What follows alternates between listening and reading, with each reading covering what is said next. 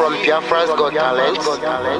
We are letting Biafrans know the reason why we should remember those who gave their lives for us, those who died that we may live. You died to end my suffering. You died fighting for my freedom.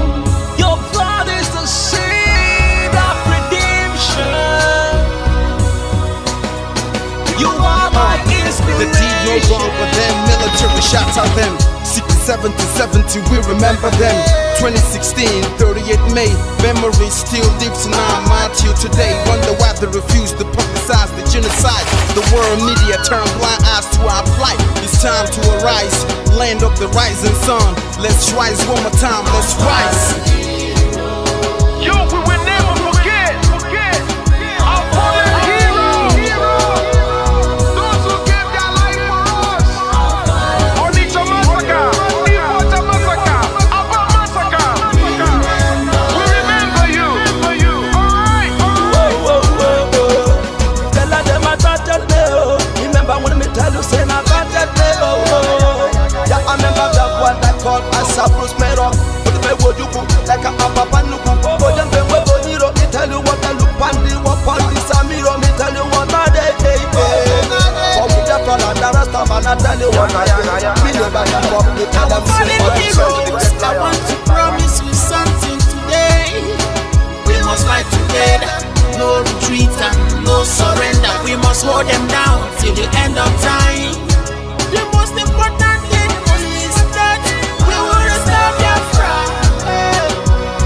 May your soul rest in peace. I look up to the sky with tears in my eyes. For other Biafrans and for freedom had to die. We will never forget you as the days go by. You are always in my heart, you'll never be apart.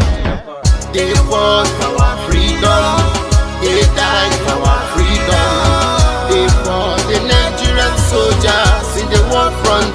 Without food, without guns.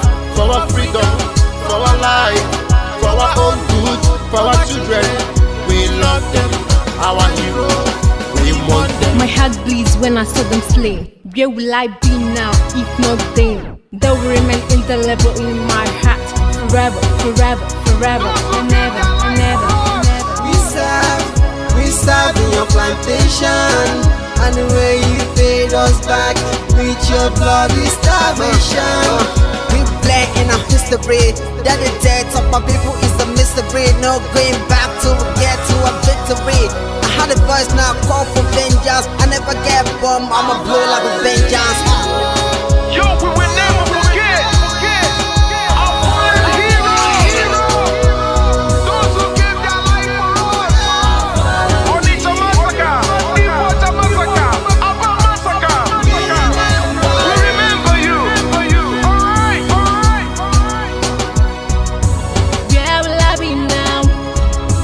If not you, you died at Mali.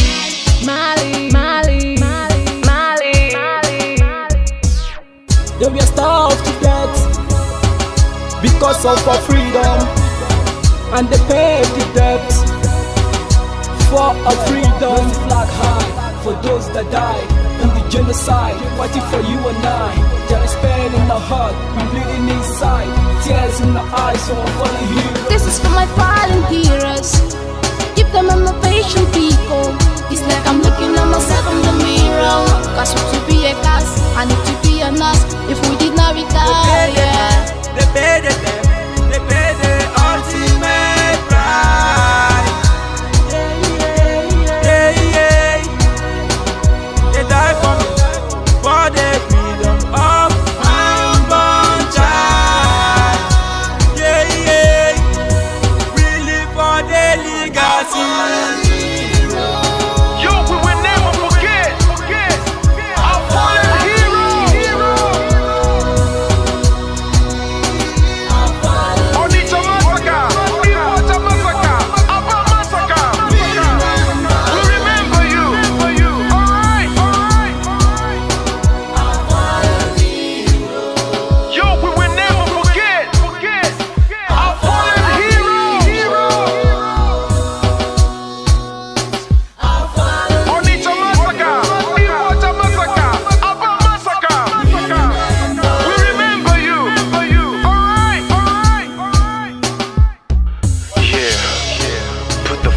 in the air. Never be afraid. March on, cause we are more than conquerors. Yeah, you know what it is. We must revenge, and we must stand to represent who we are.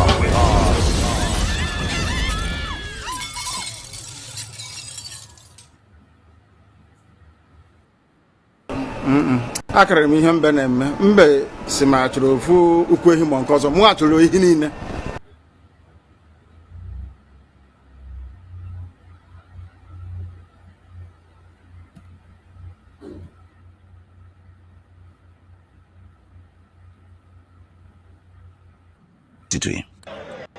Onye si na ga-ata anya ahụhụ ma ọ bụ na anyị fe arụsị anyị wee na-efe arụsị igwe were iwe gị na ọmụma gị wee bịa leta anyị ụmụ anyị wee na-anwụsị ụfọdụ nọ n'ụzọ ije ha anaghị alọta ụlọ ọzọ nne na nna wee na-ata ahụhụ wee na-ata ikikere eze nwaanyị konye ka ọ gaa ubi gaa rụọ ọrụ Fulani chiri ehi bata ebe ala gị n'iyi okwu ebepụ ya isi anyị pụta anyị kpọpụ onye nwe anyị n'ugwu Awụsa ahụ ejide anyị wee gbuo ihe ọ bụ anyị mara aka n'ime ha si maka ha gaa n'ihu elekwa ọdụ ụgbọ mmiri n'igwe ọcha bụ ememiri ọya nke dị na Kalaba otu aka ahụ anyị na-ala nsọ ebe Biafra bụ ndị kọstọm sokwenye anyị n'etiti anyị anọghị n'ime mmiri kama kọstọm jiri ebe niile ha wee na-ata anyị ahụhụ anyị kwuo sịpụta anyị ka kpọchie anyị kwuo ekwa sịpụta anyị ka gbagbuo anyị onye nwe anyị na Chineke na nke bi n'igwe ọ bụ ụzọ dị anya ka isi na-ekwu ndị iro anyị n'anya wee karịa ndị nke gị akwa anyị bụ ụmụ Chineke akwa ọba aha anyị ka anyị na-aza akwa ọba anyị nwe na-aza ike Chukwu akwa ọba anyị nwe na-aza amara Chineke akwa ọba anyị nwe na-aza Chisom akwa ọba anyị nwe na-aza Chizoba nna nke dị nsọ onye ime eluigwe dịka otu onye iro dị na anyị bụ ụmụ gị bịa ka iwe zọpụta anyị bịa ka iwe napụta anyị n'aka ọjọọ ihe bịa ka iwe lụọrọ anyị ọgụ bịa ka iwe tetu ozu ọgbọgọwa memilera Goliath Chineke nna nke igwe ruo memila Fero site otu a mee ka Fero ka ọ guzo n'ihu ụmụ ndị anyị ga-ebi ka o wee taa akọpụ igiri ọtọ ọzọ ị ga na-edu anyị n'ụzọ niile nke ezi omume ọ bụla adịghị na anyị na-aga ndagwurugwu onyinye ọnwụ ọ bụ nwa bụ ekekere n'igwe n'ụwa onye ọbụla kere gị n'oge mmalite n'oge ọgwụgwụ kama anyị nwe anyị gwa anọkwa ahụ ofu ụbọchị anyị ga-anwụ n'ezie kama ma akpọ n'okwu gị na-anọgide ego mgbe ebighị ebi ọ bụ ya mere anyị ji were gị n'anya isi anyị wee na-asị nna nke dị nsọ bịa ka iwe gosi anyị Biafra na ndụ na-abụghị n'ọnwụ bịa ka iwe na-ekebe gị na amara gị wee kpuchiri anyị ka uwe bịa ka iwe zọpụta ndị nke gị bịa ka iwe mee ka Biafra wee bịa ka anyị na-ewetụta na nsọpụrụ na ịja mma site n'aha gị onye bụ Chukwu abịa ma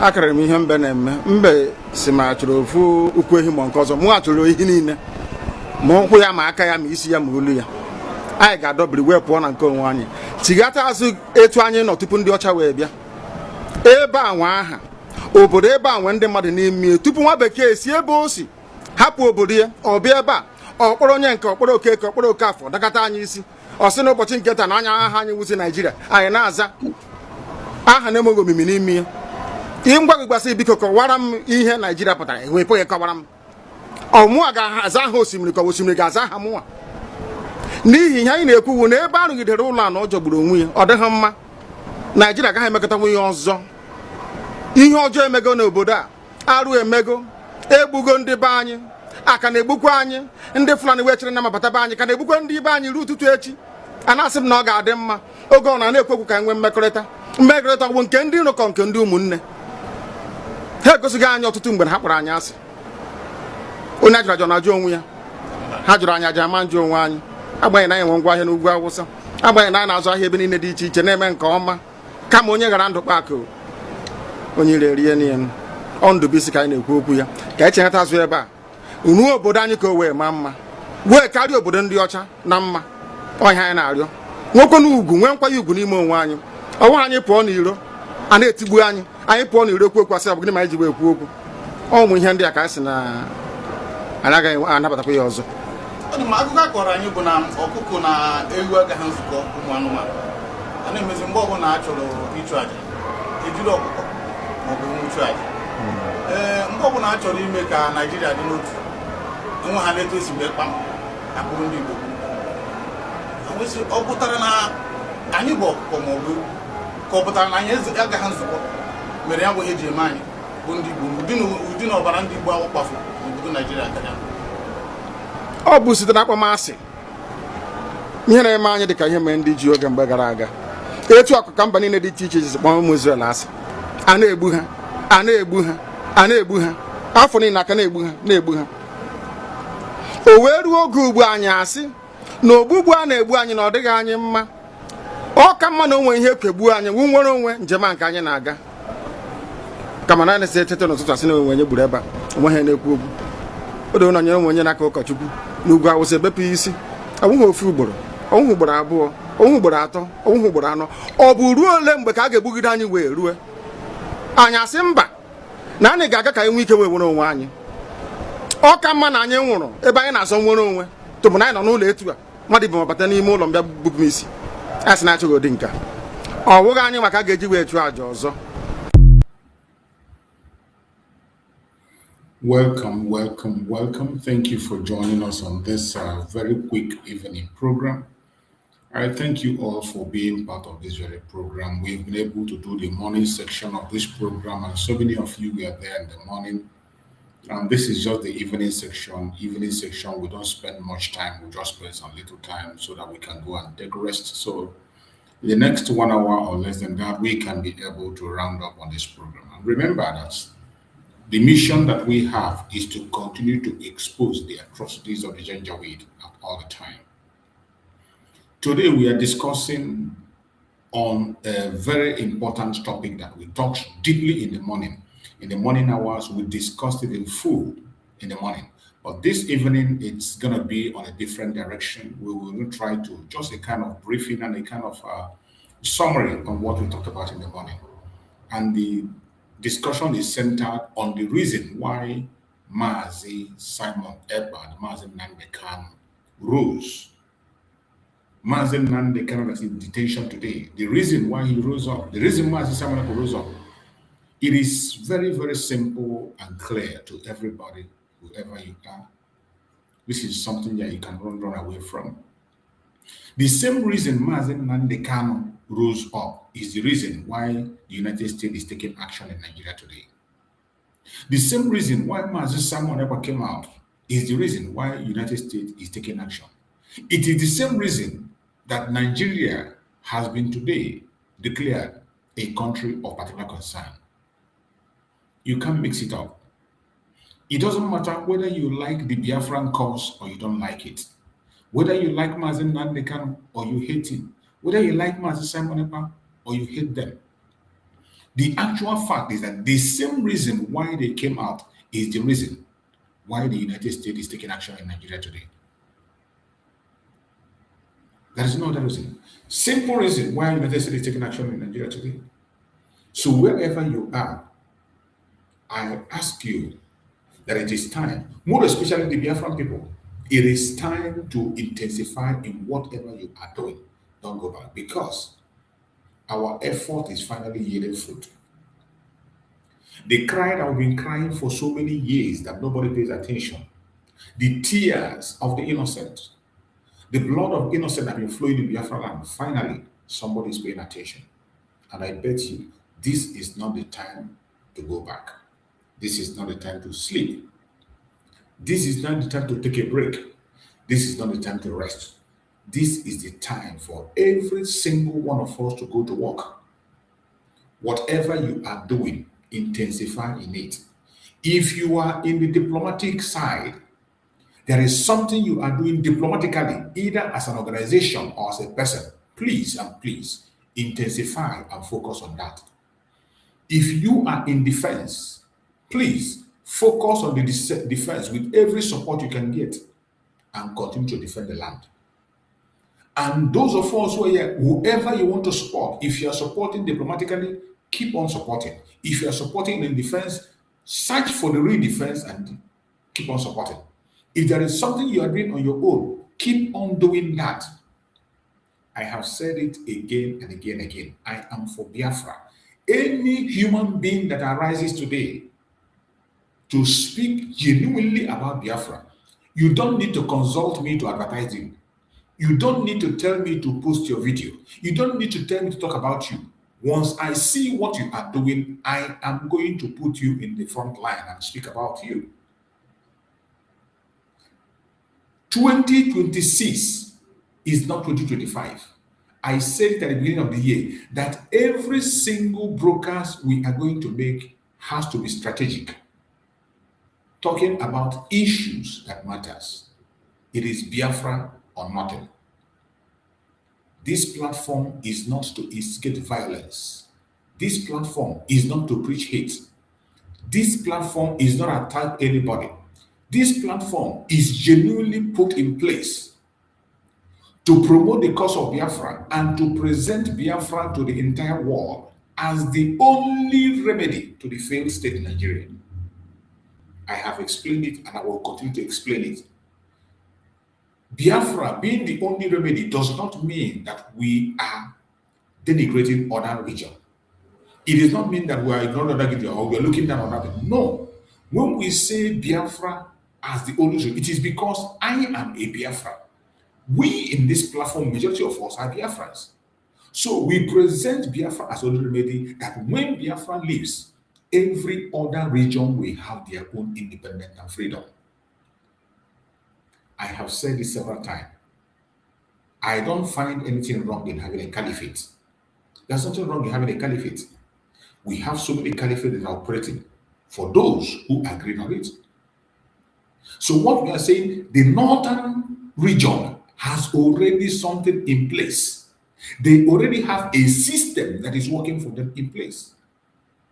The southwest has a system that is working for them, and the southeast definitely have the circular system that works for us. So all we are asking is that let countries be created according to value system. Every region to your tent, O Israel. That is all we're asking for. Peaceful disintegration of this very concocted evil entity.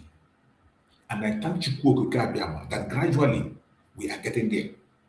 Don't miss it up. Wherever you are as a Biafra, don't sleep. This is not the time for gossip or propaganda. Pay attention. We are getting to the disintegration of Nigeria. It is approaching very, very, very fast. We have campaigned for this for a long time. We have prayed for it. We have worked towards it. We have preached it. Peaceful disintegration of Nigeria. We are getting to that. That is where we are going. We are not calling for violence. We are not calling for violence. All we are doing is to defend ourselves. And as we are gradually approaching the peaceful disintegration of Nigeria, all you have to do today is to put every hands on deck. There is no need for propaganda. There is no need for blackmail. There is no need for attacking your brother or sister. Every one of us should be up and doing. If you know what you can do to bring Biafra on the spotlight, do it. Anything that you know you can do to put Biafra on the spotlight, go ahead and do it. Either diplomatically, on defense, on the media, wherever you know that you can be able to work, please. Don't wait for anybody to call on you. Don't wait for anybody to praise you. Don't wait for anybody to beg you or promote you. I beg you in the name of Chukwu Okike. The time is right. The tension is high. The international communities are looking. They are not looking away. The only thing that will make them look away is your attitude and my attitude. We must continue to conduct ourselves disciplined. We must continue to conduct ourselves with collective interests. Have that unity of purpose. Unity of purpose. I have explained it and I will continue to explain it for those who do not understand. There are some set of people that when you speak about unity, they get angry, they get agitated. That is why I always go for that to explain unity of purpose. Unity of purpose. It does not mean that we must be on the same organization. It does not mean that we must have the same opinion. But at the same time, our focus and purpose remains one. Our demand remains one. Each time we speak, we remain on one agenda: the recognition of Biafra. That is the only demand we have: the recognition of Biafra. Come sun, come rain, no matter how you have been abused and caused, insulted, or whatever, keep that aside. When we get back home, we will settle our differences. As in Igbo one name and a we have a very serious situation at hand. That is why everybody should go to work. And I'm so impressed. I am very, very impressed with what those who went on protests in Nigeria did. Biafrans protested on different states, in different states in Nigeria. It was very, very impressive and interesting to see Biafrans protesting across board. It was very, very interesting to see that. When I saw the video, very, very impressive. Biafrans protesting across board.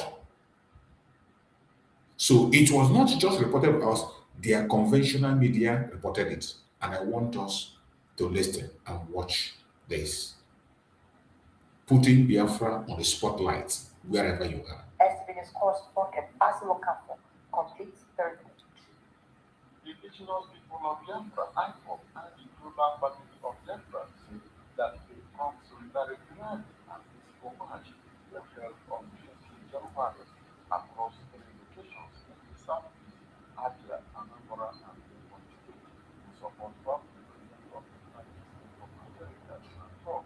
Youth, women, and elders came out in large numbers to peacefully demonstrate the solidarity and the remembrance of the people who were brutally killed exactly 9 years ago during the first inauguration of President Donald Trump, when Nigerian soldiers acting under the direct orders of the then ruling APC-led government opened fire on unarmed Biafran demonstrators. We are gathered in our number to demand the release of Mazi Nnamdi Kanu. Amadi Kendigo. Free Mazi Nnamdi Kanu now.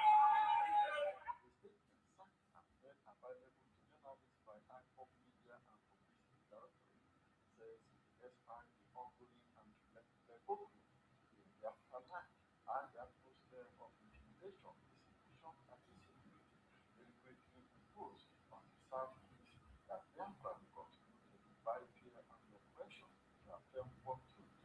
The people determined to be free cannot be permanently subdued.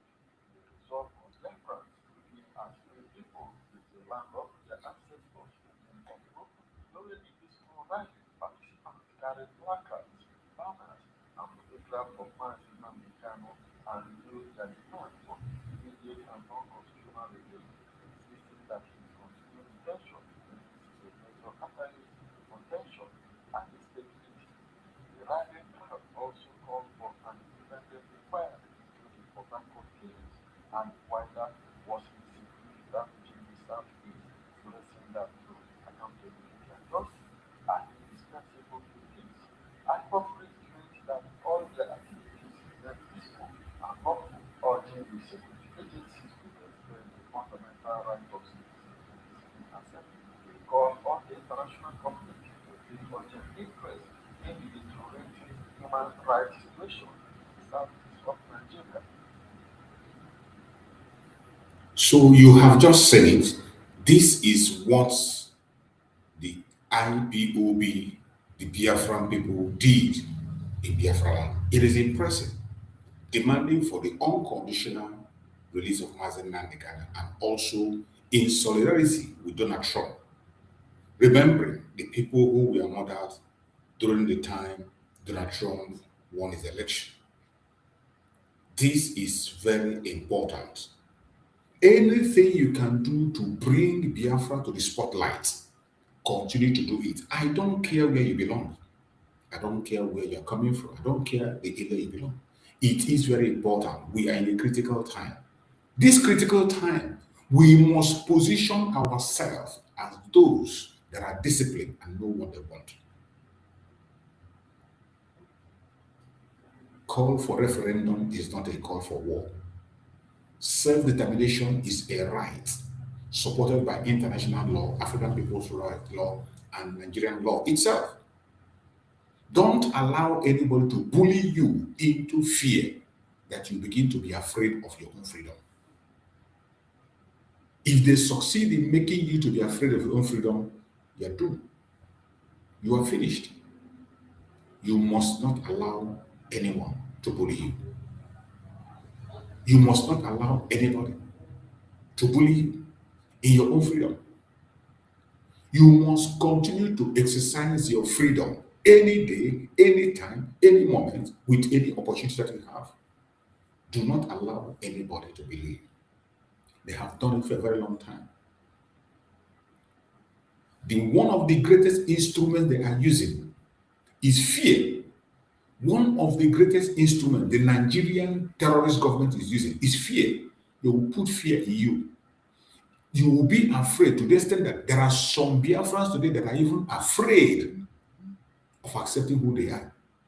Not just Biafra, there are some Igbo people that today they are ashamed to identify as Igbo. They are scared. They are so terrified to identify as Igbo. But I bet you all that is coming to an end. And I thank Chukwu for how everything is unfolding. By the special grace of Chukwu, we shall win this battle. At this time that the United States is focused on that, and also the state of Israel. The state of Israel is very serious about the situation of Nigeria. In fact, they are ready even to put their boot on the ground. This is a very interesting time. The state of Israel, they are not joking. We have seen several videos where the president of Israel, Netanyahu, have made a statement and he never missed word. Each time he comes to talk, he doesn't miss word. That is why you should know that something is coming. And I would like us to watch one of his current. I think it's our common Judeo-Christian civilization battle. And I think we have to engage in that battle as forcefully, with as much resolution as we engage the other 7 fronts. I think it affects not only Israel, it affects America, it affects our alliance, it affects the future of Western civilization. And I don't think I'm exaggerating one bit. And every one of my delegation, we feel that this is a theater that has to be engaged with great force. Who's to engage in us in this? It's us, it's you, and us. And we have to, we have to be, I think we have to stand up and be counted. They have to hear our voice. There are some people who believe that, that faith should be silent and terrorism should be understood. No. Faith should speak its voice and terrorism should be confronted, not understood, confronted and defeated. That's what we're engaged in right now. So I want you to know that I spoke with President Trump yesterday. I said this publicly too. I see the battle against us and the battle against our Judeo-Christian tradition basically being waged around the globe. And it's waged primarily by 2 forces, radical Shiite Islam and radical Sunni Islam. That means the axis that is led by Iran, much battered, admittedly, but still there, and the axis, the Sunni axis, led by the Muslim Brotherhood, which permeates everything. They go to Europe, they go to the United States, they go to Africa, Nigeria. And we are conscious of the fact that Christians are being persecuted across the Middle East, in Syria, in Lebanon, in Nigeria, in Turkey, and beyond. And we're also aware of the fact, as you are, that one country protects the Christian community, enables it to grow, defends it, and make sure that it thrives, and that country is Israel. There is. I want you to pay attention where he mentioned Judeo-Christian.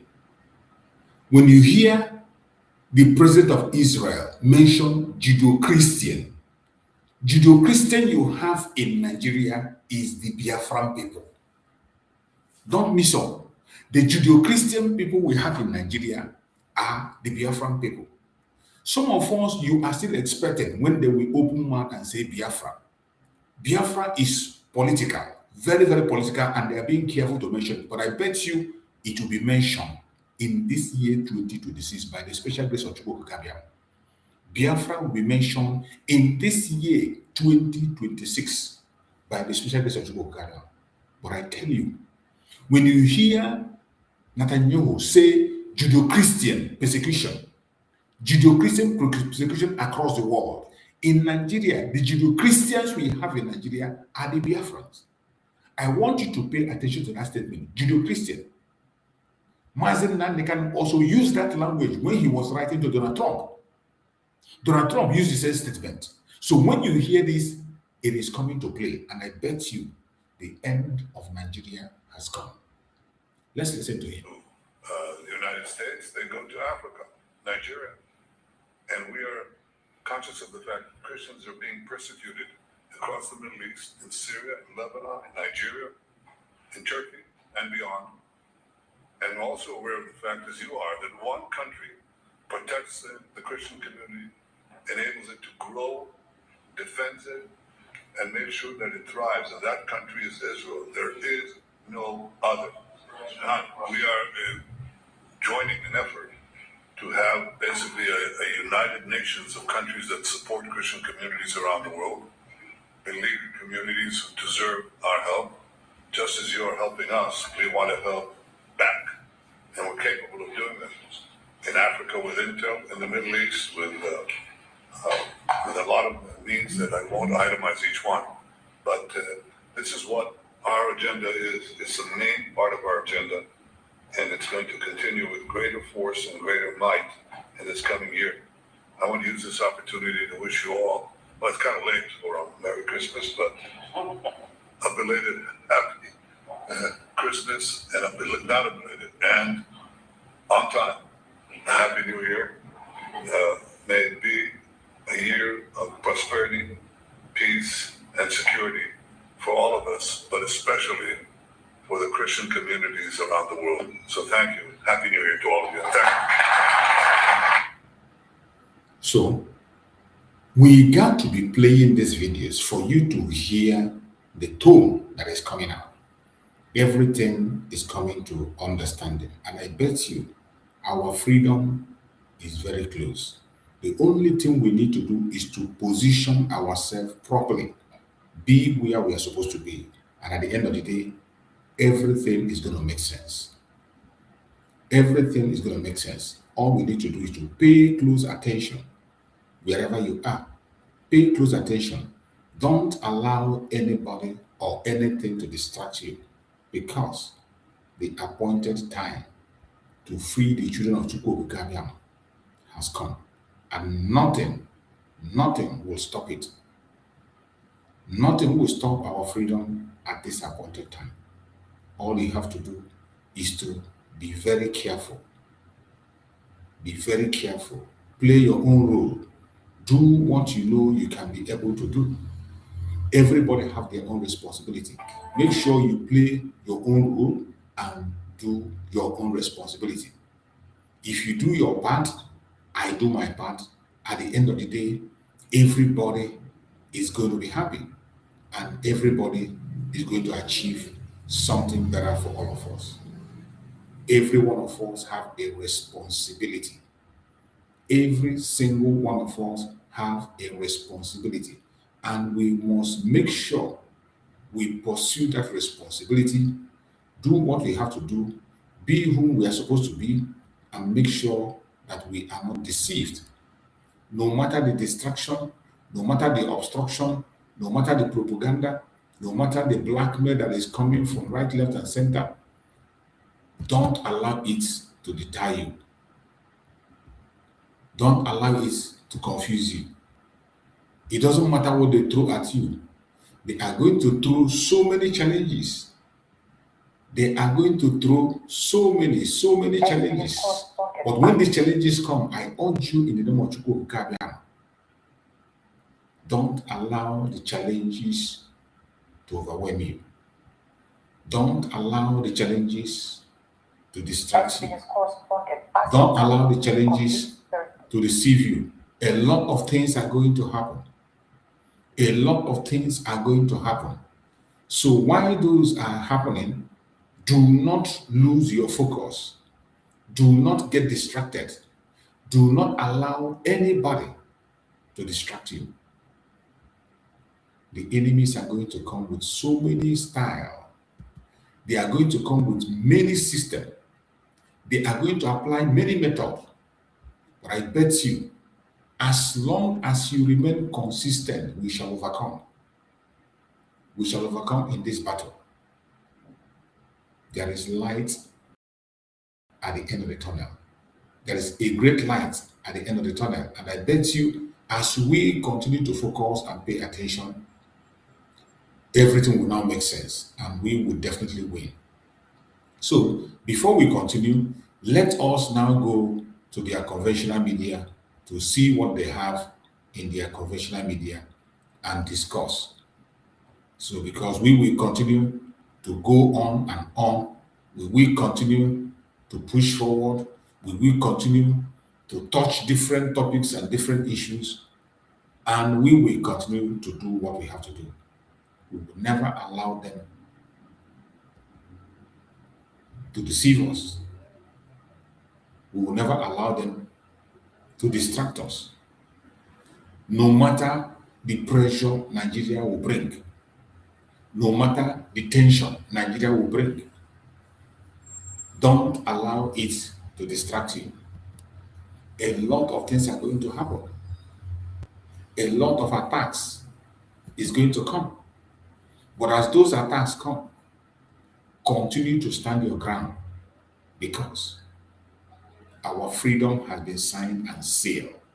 And in a very short while, it will all be over. That is why you must not allow yourself to be distracted. You must not allow yourself to be distracted, no matter what happens. No matter the propaganda, no matter the blackmail, no matter the attacks that will be coming from right, left, and center, don't allow them to push you. So my fellow Biafrans, wherever you're watching from, we will go once again into their studio. Let us hear what they are saying in their news in Nigeria. You know, that is how we always do it. We get some information in their news, debunk those we can debunk, and then we can be able to analyze those we can be able to analyze. That is how we do it every evening. So let us go to their media.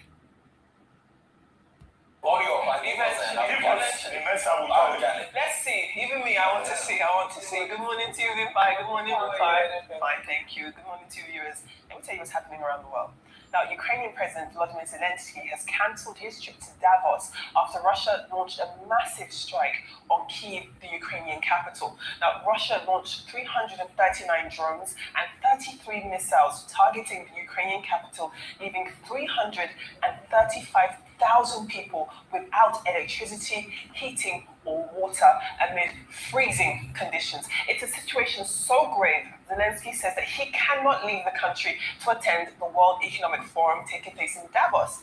But Zelensky has made an exception. He says that he'll go to Davos if a meeting with US President Donald Trump is scheduled. Now, Zelensky also says that both Ukraine and the United States are close to agreeing a prosperity package. But 4 years of war later, he does insist that Trump can still do more to pressure Russia into stopping. This is the idiots who are pushing Trump to go to war with Russia. These idiots, they are using the Europe, using him. The British are using him. You go here when you haven't seen nothing yet. Manipulating him. Trump have made every effort to bring peace between these idiots and the Russians. They don't want to accept.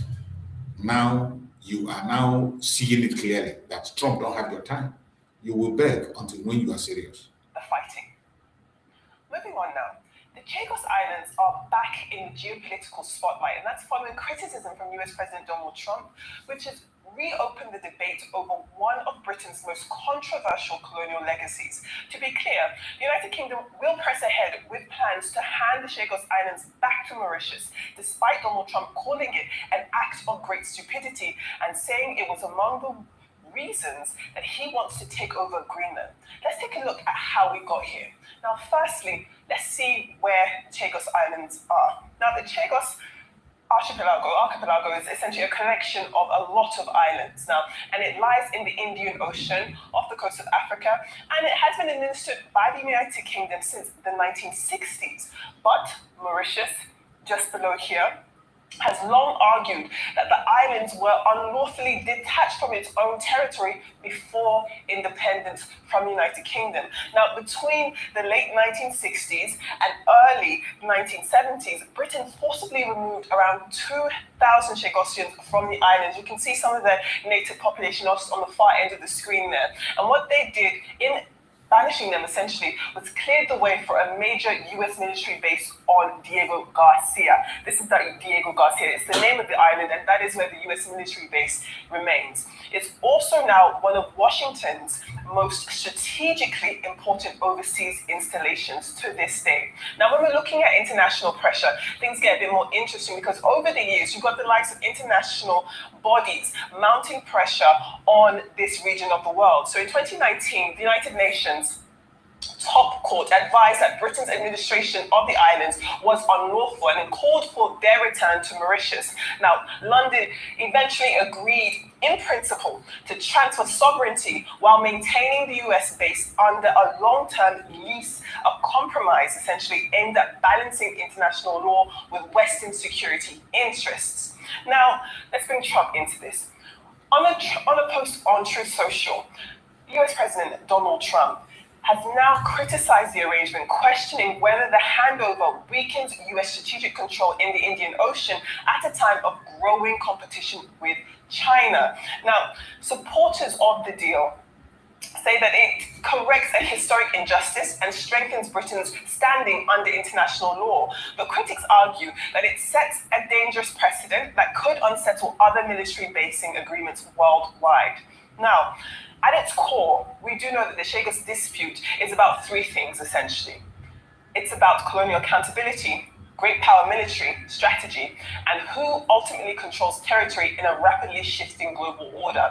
When we want to break this down to its key points, we do know that the United Kingdom agreed in October 2020. All this info is formed by United Kingdom. And we know that in annexation of land. In May, Britain said that it would pay Mauritius $136 million a year over the lifetime of its lease, which would be in total around $4.5 billion. And essentially, this is to secure the future of the Diego Garcia military base under a 99-year lease. It is that and all of these issues that Donald Trump is referring to as being a stupid deal, something that he doesn't like, and the real underbelly of his quest for Greenland. Now, let's move on and come home to the African continent. Because the British are not sincere. Has extradited a former Burkinabe leader, marking a significant moment in West Africa's ongoing struggle with coups and political instability. Let's take a look at this profile. Let's pull it up. This is Paul-Henri Damiba. He briefly led Burkina Faso after seizing power in a military coup on the 24th of January 2022. He was then overthrown himself in September of the same year, and thereafter, Damiba had been living in exile in Togo, and he had been in Togo since the 2nd of October 2022. All of this happening, him coming into power with the coup, him being overthrown himself and going on exile, all within the same year. So essentially, Burkina Faso descended further into insecurity. That was the justification for his own toppling, and that was driven by jihadist violence and political upheaval.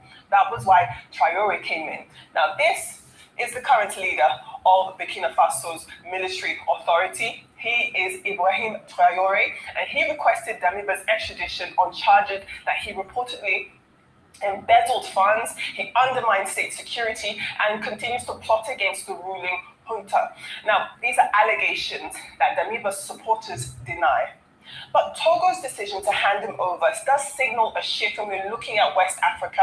Now, in recent years, several West African countries have been accused of quietly hosting ousted leaders when they are taking over, when they have been overthrown. And you can see in our graphic here, a lot of different regions across West Africa have been vulnerable to coups over the years. Now, behind the political scenes, there are accusations that other African leaders are harboring these people, and it continues to encourage it. Now, the extradition call comes amid broader regional pressure to curb the cycle of coups that has swept across the Sahel region, which is what we see in red here, affecting Mali, Niger, and Burkina Faso itself.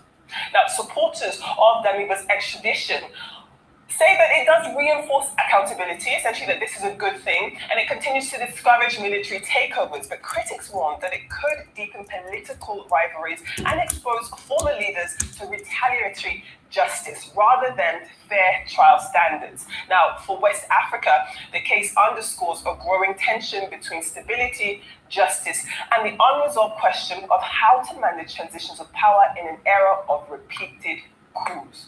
So, a lot happening around the world as always. Let's move on to our newspaper headlines. As ever, we begin with the front page of This Day. And This Day does lead with reports that the Nigerian military says sustained operations in the Niger Delta have eliminated pipeline vandalism for over a year. It continues to boost crude oil production to a level of about 2.2 million barrels per day. In addition to that, This Day also reports that former Vice President Atiku Abubakar has urged his supporters to stop attacking Peter Obi, to pressure opposition, to essentially he wants them to stop so that it can bring together the opposition more united as he wants. Now, this is as the APC's Buni-led committee moves to resolve internal conflicts within that party, while Umar Ado says that Obi can only secure the ADC presidential ticket in 2027 if Atiku himself steps down. We'll have to see what happens. Let's move on to the New Telegraph this morning. The New Telegraph is also looking at more politics. On the front cover, we can see that there are reports that the PDP has sown its own 2027 presidential ticket to the South, saying that former President Goodluck Jonathan and other Southern members are free to contest. The Vanguard this morning reports that Nigerians spent $1.73 billion on foreign education and health services in the first half of 2025. That's a 19% increase year on year and the highest in 4 years. This is despite the Naira's sharp depreciation and rising inflation. Clearly, many Nigerians are still having confidence gaps in the country's education system. Let's move on to the Daily Independent. The Daily Independent reports that Nigeria's rising debt profile has pushed the government to consider asset sales and balance sheet restructuring. That's with CFG Advisory. What they've done is estimate that selling up to 49% of government stakes in 74 joint venture assets could raise about $50 billion, and that could contribute to cutting debts, boosting revenues, and recapitalizing key state-owned enterprises such as the NNPC, for example. Well, the Punch stays with the federal government and reports of Nigeria's plans to raise 900 billion naira through the reopening essentially, of 3 federal bonds in its January 26 auction. That's going to double its January 2025 borrowing target of 450 billion naira. Now, the auction is scheduled for the 26th of January. Also on the front page of the Punch reports that the former Attorney General Abubakar Malami is facing intense investigation by the Department of State Services, the DSS, after being arrested shortly after his release from Kuje Correctional Center. Malami, who was granted bail in a money laundering case involving 8.7 billion naira, is now facing probes for alleged terrorism financing and possession of arms. So very serious stuff there. Take a look at the Daily Sun. We're taking a look at this Kaduna update. Now, a community in Kaduna has released the names of 117 worshippers allegedly abducted during church services. And that clearly stands in the face of what the police and government had been denying. So clearly, there are people missing. And moving on to our foreign papers, let's take a look at the Daily Telegraph. The Daily Telegraph has Donald Trump. He has told the UK Prime Minister Keir Starmer that he needs to straighten out the UK and observe that he and France's Emmanuel Macron, well, essentially they both get a little bit rough, he said, when he's not around, because, you know, he's their daddy, clearly. Now, his remarks come as Britain's rift with the White House over Chagos Islands and Greenland continues to intensify. The Guardian this morning reports that European leaders have lined up on Tuesday to condemn Donald Trump's new colonialism as US president, said that there was no going back on his aim of taking hold of Greenland. After weeks of threats from Mr. Trump, Emmanuel Macron, who himself was donning sunglasses due to, I heard, well, like I said, that, you know, there was a burst blood vessel. Some other reports said that there was some sort of eye condition, but that's why he's got his sunglasses on. And he went on to say that he preferred respect to bullies. Then we have the Daily Mail. Spy chiefs in the United Kingdom have accused the UK Prime Minister of giving up Britain's national security in exchange for a better trading relationship with China. That's after plans for a Chinese super embassy in London were approved. And lastly, the Daily Star has a bit of an update on this rift with the Beckhams. So what we have is David Beckham himself. He reportedly indirectly responded to his son Brooklyn's open letter outlining the reasons why he's estranged from his controlling family. Now, the paper says that the former England footballer said that parents must let their children make mistakes. He made those comments during an interview at Davos, and he wasn't talking about his son specifically, but, you know, people are drawing parallels. So those are your newspaper headlines, and your brief. Love to hear your thoughts. Thank you so much, Femi. As regards Trump, again, what you will say, one day, one lie, one day, one chaos. In 2025, when that deal was done, Trump actually endorsed the deal because the sweetener in the deal was the fact that, you know, it's a UK-US joint military base out in Diego Garcia. They were happy about it as long as they kept that base. The priority for them was the base. They had no problems. Now that because he didn't win the Nobel Prize, he's been griping. I think he probably needs Dr. Mayer's gripe water or something. He's been griping so hard, and he remembers the Chagos and says, oh, it was a stupid deal. After all the international bodies, like you said, UNCLOS in 2019 ruled against the UK. I mean, there have been other rulings against the UK as regards that. In fact, about three different rulings as regards the UK, the ICJ, and all of that. Your hatred for Trump will kill you one day. Then, because of that, Britain decided to do what was right. And what is right? Justice and accountability. They should do what is right in Nigeria. The likes of Kelly Badenoch. Why don't they do something that is right in your country, Nigeria? I'm sorry, I can't stand the hypocrisy of right-wingers. The same Kelly Badenoch fails to add in a Hippocratic rant in supporting Trump about the Chagos great stupidity talk. And I think the great stupidity is on the part of the likes of Trump and Kelly Badenoch on this, is the fact that it was a conservative government that started the negotiation. It was Rishi's government that started the negotiation as regards Diego Garcia. Did she forget? Does that make any difference? Somebody can make a mistake and realize the mistake and then switch off. She wasn't in charge then. Let us continue the line of hypocrisy.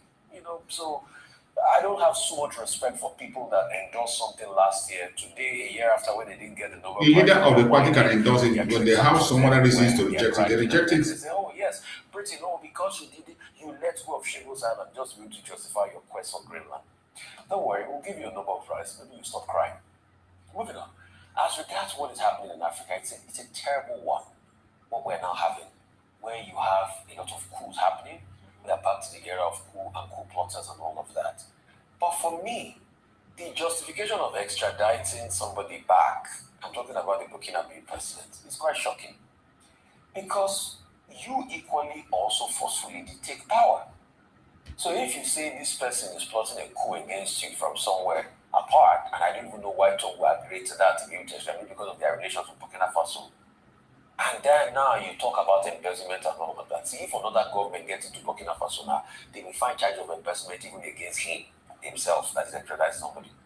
But the shocking thing is that a country that had a democratic government at some point in time now has to go through a cycle where two military leaders are fighting. I think it's not a good one for the African continent. I think our leaders must wake up.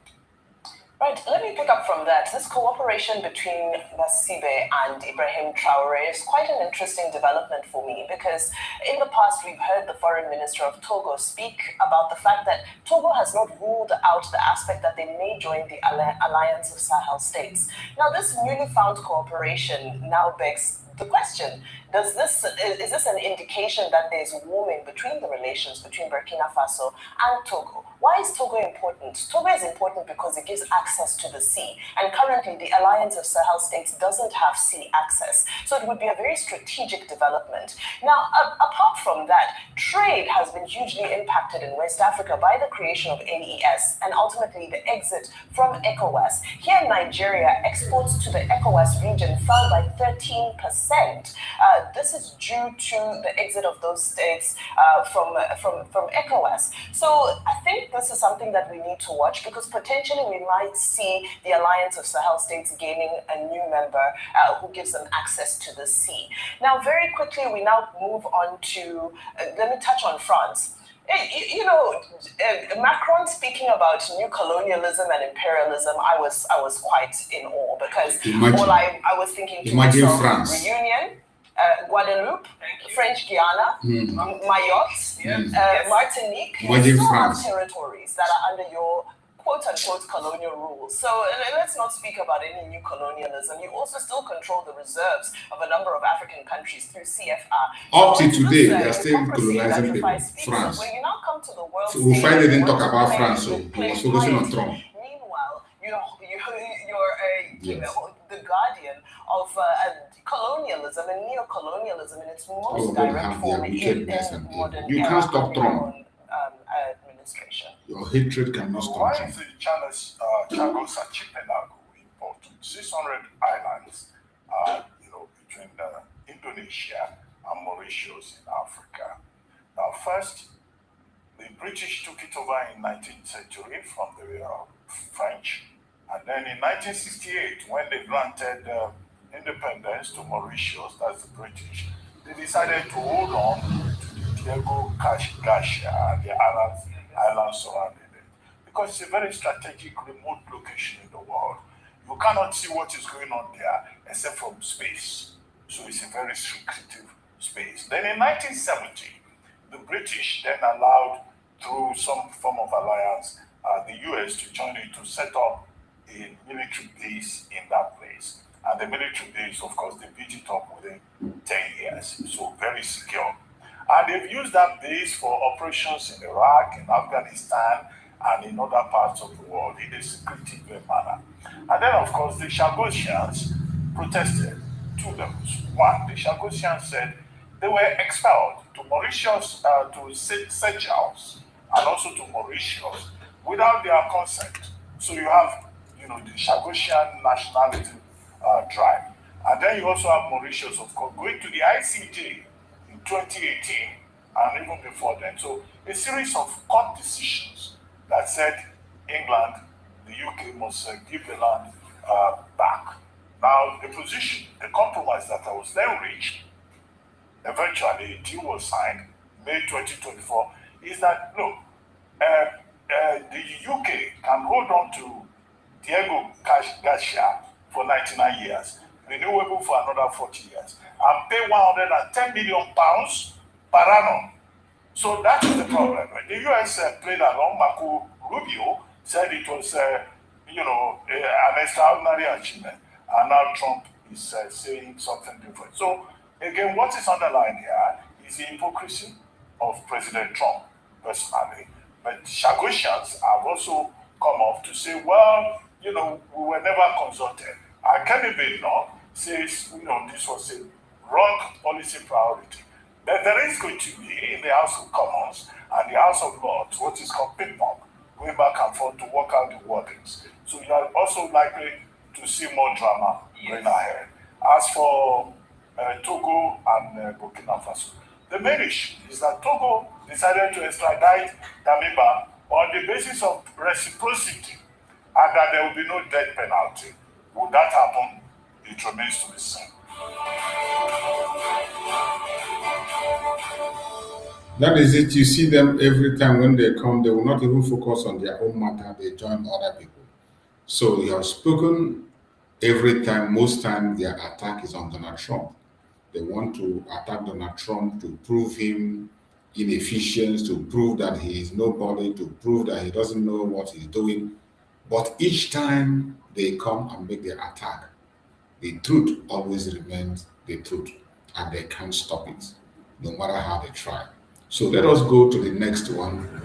Let us go to the next one and be able to digest that also in their own Nigeria system, their evil janjaweed and their madness. From northwest Nigeria, local sources say at least 3 churches were attacked and dozens of worshippers abducted during a Sunday service in a forest community in Kajuru local government area of Kaduna State. One church leader claims that as much as 63 people were taken by gunmen in a coordinated assault. However, security authorities say troops deployed to the area found no evidence of an attack, raising questions about what exactly happened and why accounts differ so sharply. The area has previously experienced sustained violence, with the Nigerian army saying it has intensified security operations there in recent months. As communities express fear and uncertainty, the focus now turns to verification, accountability, and the wider challenge of protecting civilians in regions where insecurity has become a recurring feature of daily life. So who do we believe, and how do we verify the truth in a region where communication is at best patchy? On this, I'm joined now in the studio by the chairman of the Christian Association of Nigeria in the 19 northern states on the Federal Capital Territory of Abuja, Pastor Joseph John Hyatt. Thank you very much indeed for coming in. And thank you for having me. Good evening to all Nigerians. So, competing narratives here. We have claims of mass abductions and official denials. Let's start with your version. The Christian Association of Nigeria says 3 churches were attacked during worship and worshippers abducted in that Kajuru local government area in Kaduna State. What verifiable information do you have that confirms that this attack took place? Thank you very much. I think Nigerians need to know that this association called Christian Association or Fellowship of Christians in Nigeria is an association that is highly connected and work together. We operate from the national, the region, the states, local government, and at the local government they operate at the world level. So our connection, our system of communication, passing information forward is such a great one that we don't have difficulties knowing when and where and how things happen.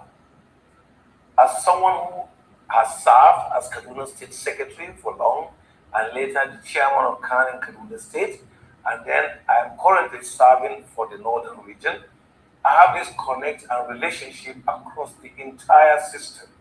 So once anything happens, there will be a communication. Currently, there's a chairman of CAN in Kaduna State.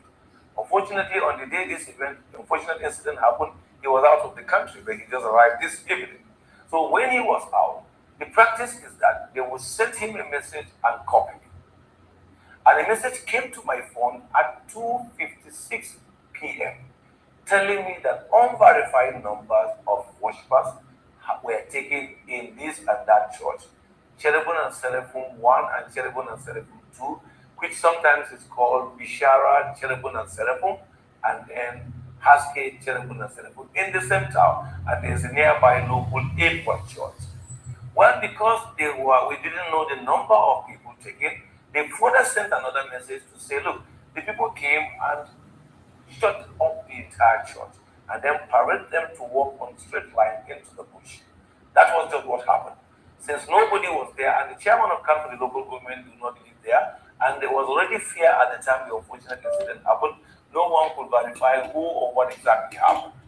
The next morning, we kept that and we were praying and just alert areas that we need to alert. So the information first came to you on Sunday. On Sunday, right? So the 56. The next day, you're talking the next day on Monday, right. I think the first group that broke out the news outside the public is Sahara reporters. We tried to find out how did they come about it. We realized that one of our chaps posted it on his Facebook because it happened. So it's not like it's some friend stories or some cook-up stories. So he posted it on Facebook. And that's why Sahara reported what she did as a breaking news. With Sahara breaking news, everywhere was loose. Calls left, right, and center asking questions. Is that true? What really? What is the figure? And all these things. I remember that I put a call across again to the chairman of Khan in that local government, Reverend Kaura Enoch, and he now responded and said, Pastor, I have sent this to you since morning. And I said, oh, I didn't see it, but somehow I realized that it actually got hooked. Because the moment we spoke, then the message came in. I know more than 5 million called. We're not ready to talk about it. Right? Because we wanted to be sure these things are handled in such a way that we'll understand. See, some good things have happened in Kaduna in the last 1 week. And we were also avoiding the situation that we would truncate those good things. The release of 2 pastors, Reverend Edie and one Reverend Enoch, who went for a wedding in Niger State and where they were kidnapped. The Niger State SSS got them rescued and brought them back on Sunday evening. And I personally received them. It was aired on your media on Monday. And then the also release of the wife of late Venerable Achi and her daughter, whom have been in captivity since October last year, and the Venerable was killed. So we have some few things going on, and we have the situation. We're trying to be sure we manage it and manage it with maturity. But when the pressure became much, we say, yes, something did happen. Right. And this is the number, because sometimes numbers can be misleading. We are trying to be sure to ascertain. And that's why we're careful to talk about numbers. Right. But eventually, some of you or one of you spoke of up to 160. No, I did. I think some of these stories are very clear. I did. I think one of the reasons why you are seeing figures flying today is because in the communication yesterday, in order to refute the story, there was a claim that, okay, if it's really happening, show us the name. And before 5 a.m., the names were already flying everywhere. So how many were? See, a lot of people were kidnapped. That's the truth about it. Right. So what we still keep discussing with government and security agencies is that let's not debate too much about number. Let's focus about where people kidnapped. Yes. Yeah, but you have to know the number in order to know how to rescue. Also read earlier, actually it's a clear cut of the number. 160. Yeah, because some have to escape and return. So these are the issues we keep trying. Right. So at what point, I don't mean to interrupt you, but we've got to move on. At what point did you report the incident to the security agencies? See, the moment the incident happened, security agencies were informed. I think that's why we were a little bit worried and angry.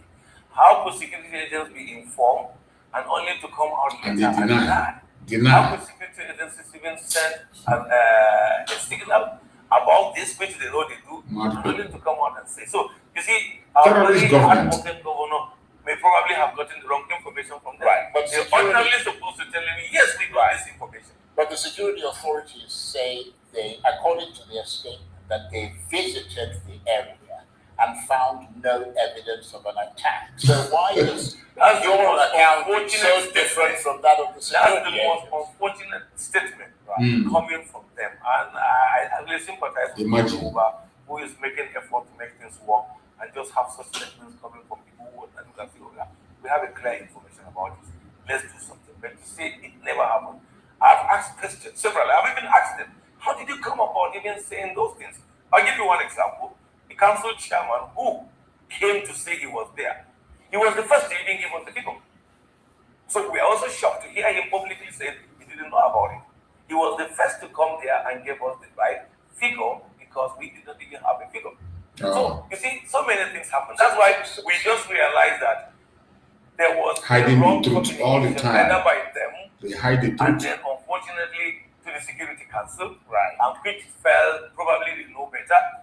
But there is something that has given the foundation of our the fear of the US. That the Christian Association have a fantastic network.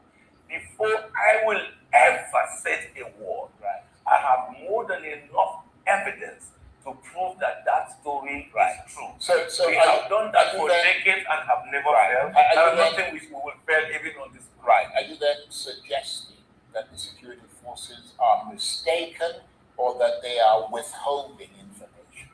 Let me take the mistake. If I accuse them of withholding, it will be bad for their image. But if I accuse them of mistaking, we have possibility of dialogue to understand what went wrong.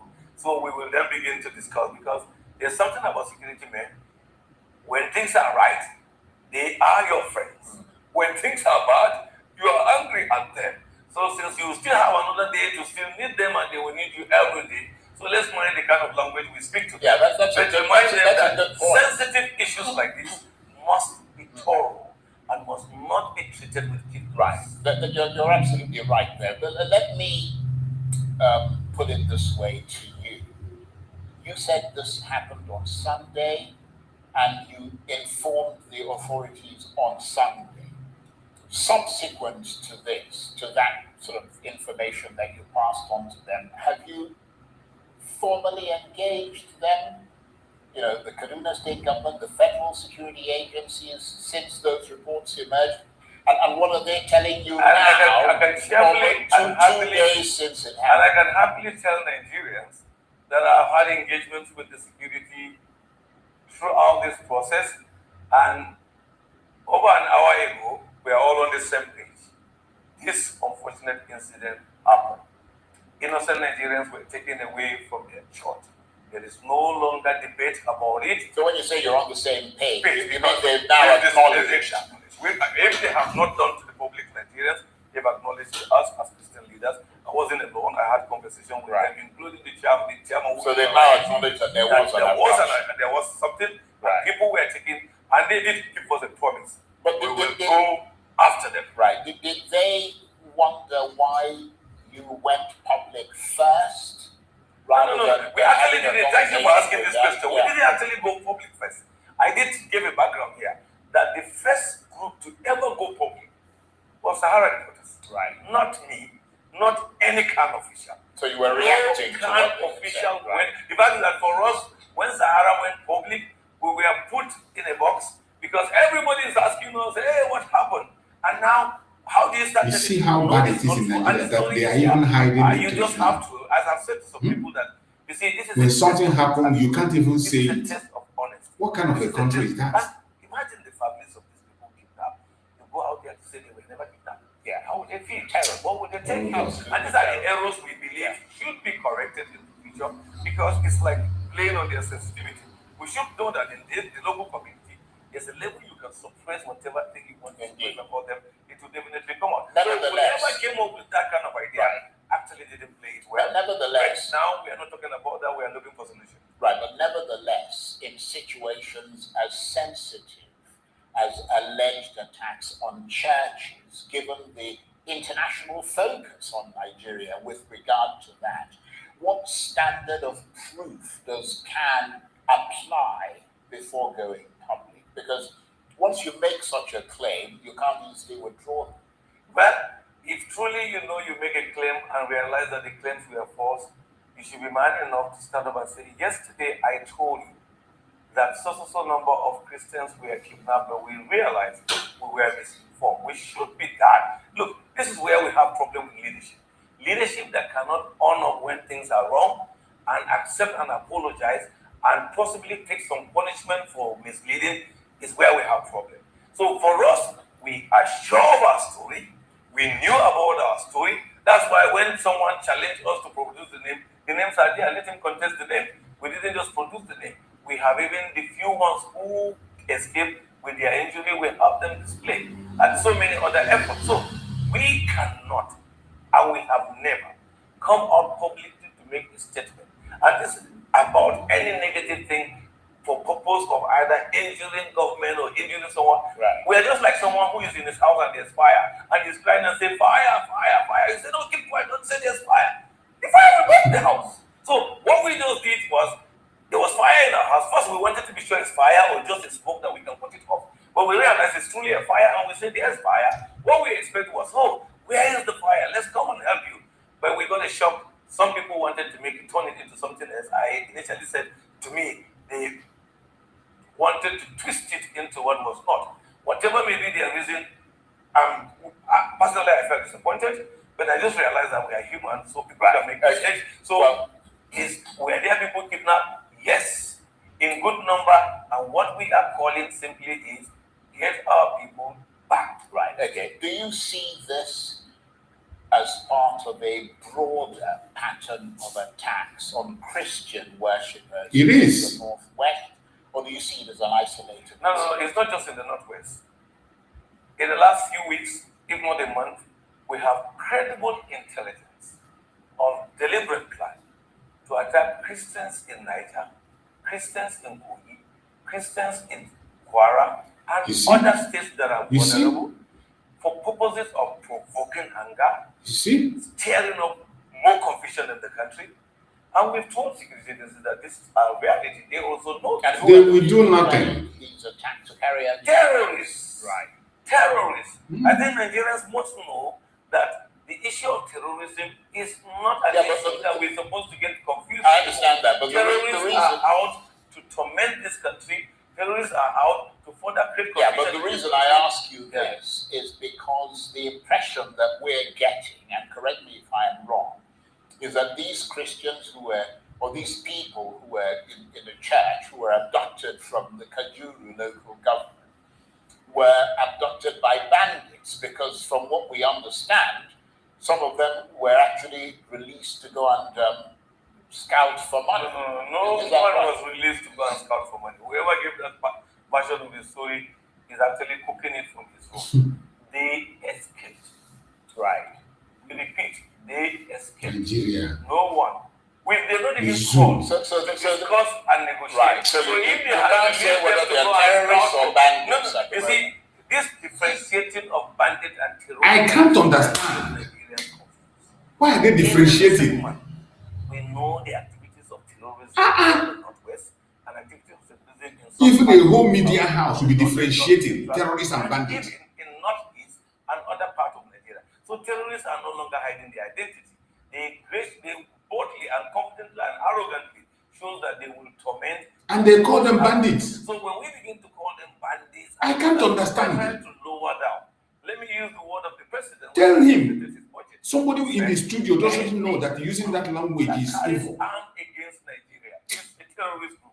So if some people are afraid to call them terrorists, our president have done that before now. So calling any group I can't understand. to take away our people in church, bandits, is like playing down a serious one. Exactly, that is what the whole media is doing. For ransom. Yeah, but no, even if they had ideological reasons, then they might be slightly different. Terrorists do ask for ransom. I wonder. Their demand may be more than bandits ask. So these ones are not yet asked before you this country, Nigeria, is the president himself understood that those who are causing Nigerians mayhem are terrorists.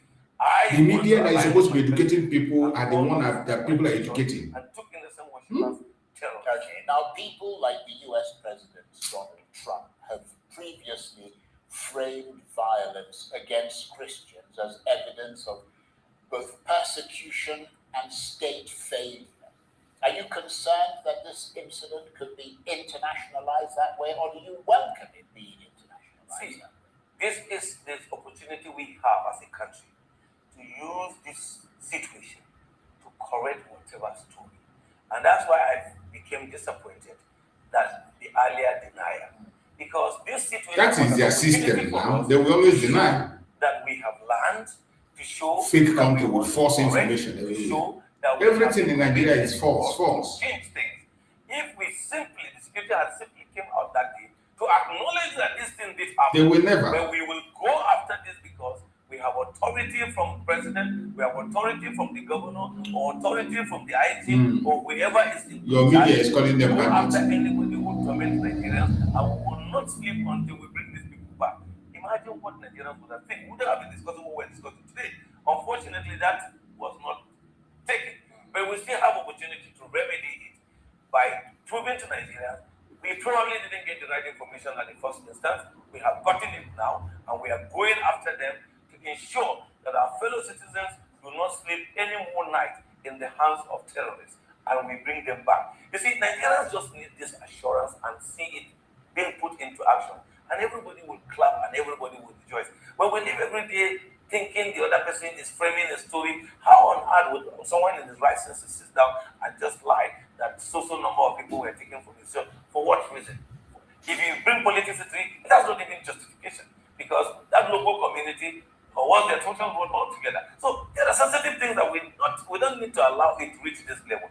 That's why I'm so happy this evening that after all the noise, everybody have come to realize that we didn't raise a false alarm in the first place. We didn't bring it up, but we wanted to confirm a story that was already in circulation, and we confirmed what was true. If there were manchant at all, the manchant were those who wanted to turn the story upside down. But you do know that attacks on places of worship, Christian places of worship, carry particular emotional weight, not just in Nigeria, but internationally, and in particular the US, all the way to the White House. So therefore, when it happened, they should not talk. Is that what you mean? Recently, we know what Trump tweeted after all the stories around about Christian persecution. But you see, there's also a development that we must begin to celebrate. When Trump tweeted, he tweeted it as if all the killings were Christians. Gradually, Trump, in the recent statement, also do acknowledge that the killings are on Christians, but also on Muslims. So you see, that's the importance of communication and good information. You can change the perception of yesterday into something new today. And our leaders must learn to carry citizens along and be open in their communication with citizens so that they will get information. See, what we know and what we see is far more than what the IG of Nigeria thinks he knows and he sees. I've ever shared this in your studio that many years ago, when I was camp chairman of Kaduna State, and this kidnapping was rampant, and I called pastors to a meeting, gathered data from them, and I say, within this period, so number of pastors have been kidnapped, so number of church members have been kidnapped, and this is the amount of ransom paid. The then commissioner of police in Kaduna State, who never wanted such information, was angry and invited me to his office. Some of my men went with him. He was not even polite to listen to us. Arrogantly, he was shouting on us and passing orders. At the end of the day, one of the policemen, like Amelia, stood up and said, Oga, these people are closer to the grassroots. What they see and know, we don't know it. If we want to know, let's relate with them. I'm using this again to remind security agencies that this work you are doing is our work. We need you just as you need us. We must befriend each other and to get information that will help the country. I am a Nigerian, a patriotic, a passionate, patriotic Nigerian. I love this country in such a way that I won't even want to spend 1 week in any country. I've been to countries in the world, and when I'm struggling to come back, they ask me, what are you doing in Nigeria? Just laugh. I'm more freer here, I'm happier here. Whatever you think, Nigeria is home for me. So let's work together. We will nail all these things together. We will stabilize our things together. We will expose these people together, because there's this saying always that when you see something, you say something. Why are Nigerians not saying what they see? Because there's a trust in this. Right. But what is your what sense do you have of the long-term strategy that is needed to make communities in northwest Nigeria, but across, beyond that? I mean, Christian communities genuinely safe. I think what we want in Nigeria is every Nigerian community safe. When we begin to address it as Christians and non-Christians community, then we are further helping the division. Yeah, I'm just saying that because that's the group you deal with directly. Truly speaking, if my neighbor is not safe, I am not safe. So when the commitment is to save Christian community, we've not yet started. Because if the Christian community is safe, the other community is not safe, we still have a problem around. So we want every community to be safe. And that's where we must have an holistic approach to our security activity. We must carry citizens alone in our effort to unveil and unravel any security threat. We must win the trust of people to tell us what they see, what they know. We must also work together to ensure that what we do, they believe us and they know we are doing it well. So far, so good.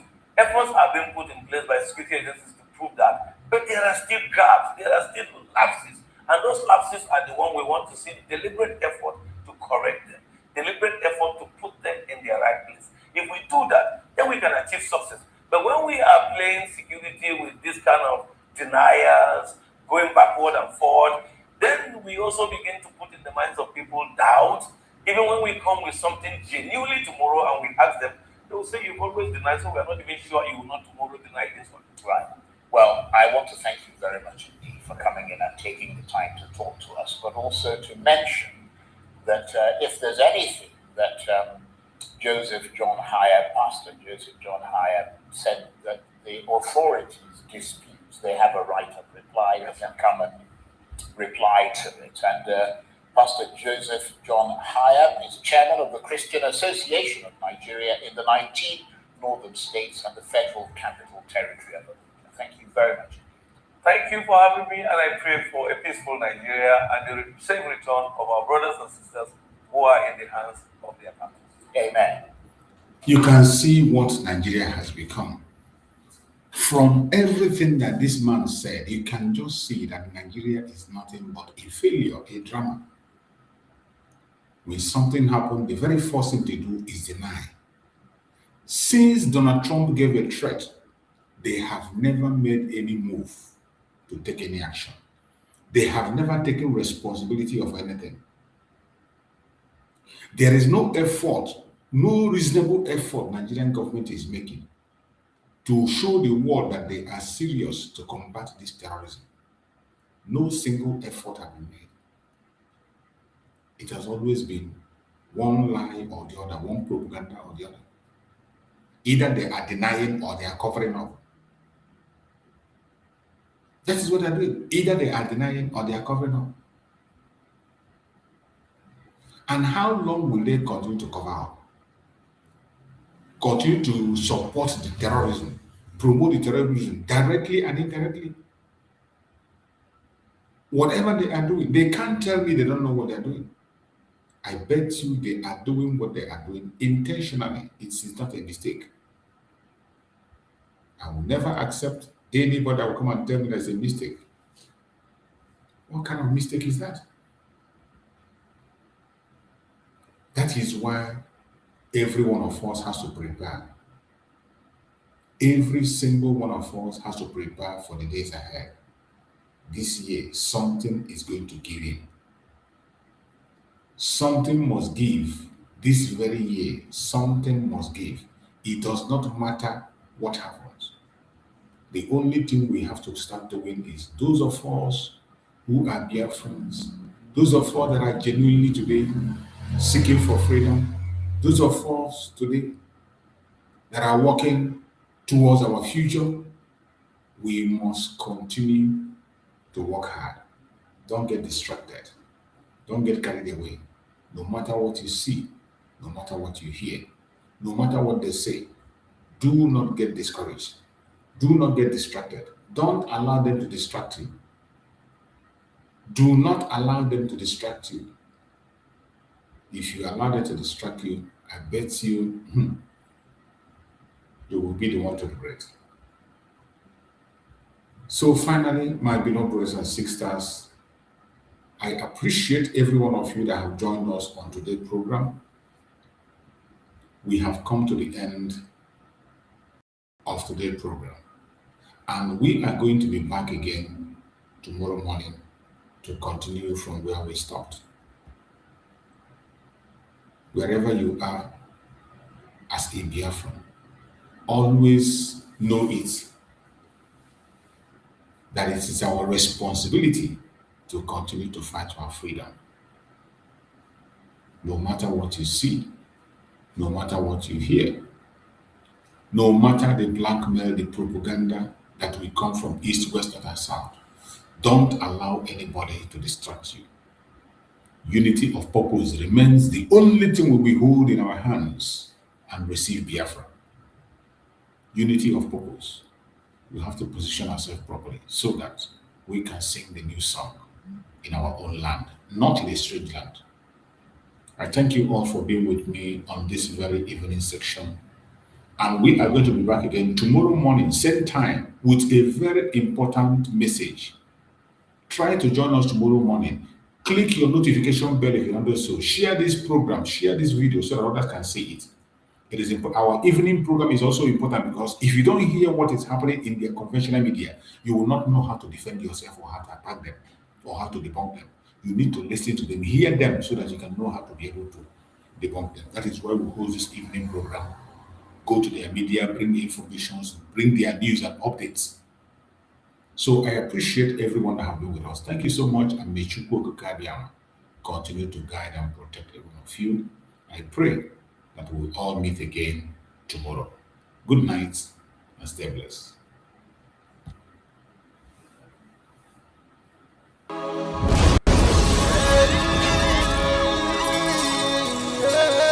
This is from Biafra's Got Talent. We are letting Biafrans know the reason why we should remember those who gave their lives for us, those who died, that we may live.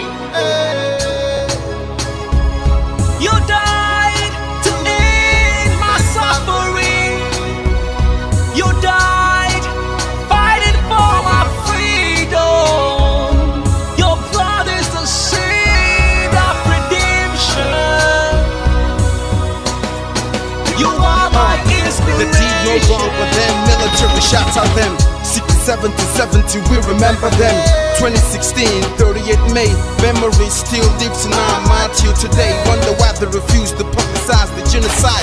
The world media turn blind eyes to our plight. It's time to arise, land of the rising sun. Let's rise one more time, let's rise. Yo, we will never forget our fallen heroes. Those who gave their life for us. Onitsha massacre, Ipocha massacre, Aba massacre. We remember you.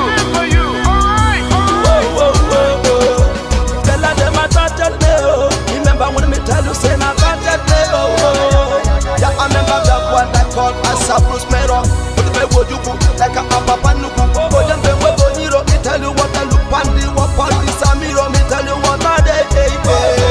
For me the front and the rest of man I tell you what I am. Me know that you want me tell them say heroes, I want to promise you something today. We must fight together, no retreat and no surrender. We must hold them down till the end of time. The most important thing is that we will restore Biafra. May your soul rest in peace. And I look up to the sky with tears in my eye for other Biafrans and for freedom had to die. We will never forget you as the days go by. You are always in my heart. We'll never be apart. They fought for our freedom. They died for our freedom. They fought the Nigerian soldiers in the war front without food, without guns, for our freedom, for our life, for our own good, for our children. We love them, our heroes. We want them. My heart bleeds when I saw them slain. Where will I be now if not then? They will remain indelible in my heart forever, forever, forever, and ever, and ever, and ever. We serve in your plantation, and the way you paid us back with your bloody starvation. We bled in our history that the death of our people is a mystery. No going back to get to a victory. I had a voice now call for vengeance. I never get bombed, I'ma blow like a vengeance. Yo, we will never forget our fallen heroes.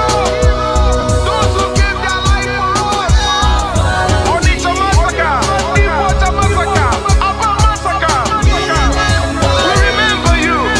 Alright. Where will I be now? If not you, you died at Mali.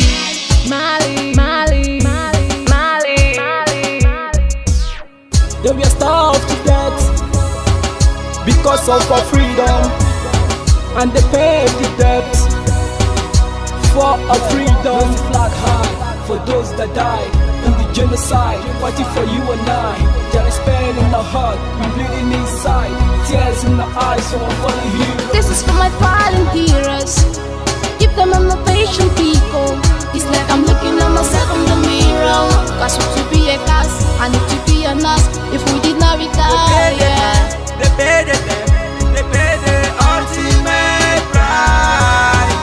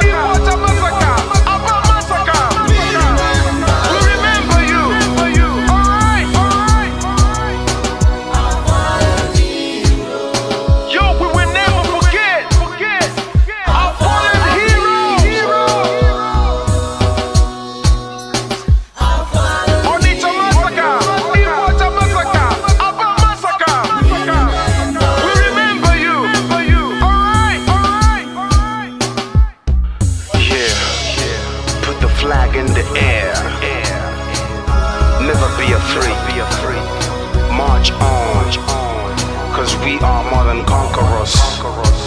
Yeah, you know what it is. It's like I'm looking at myself.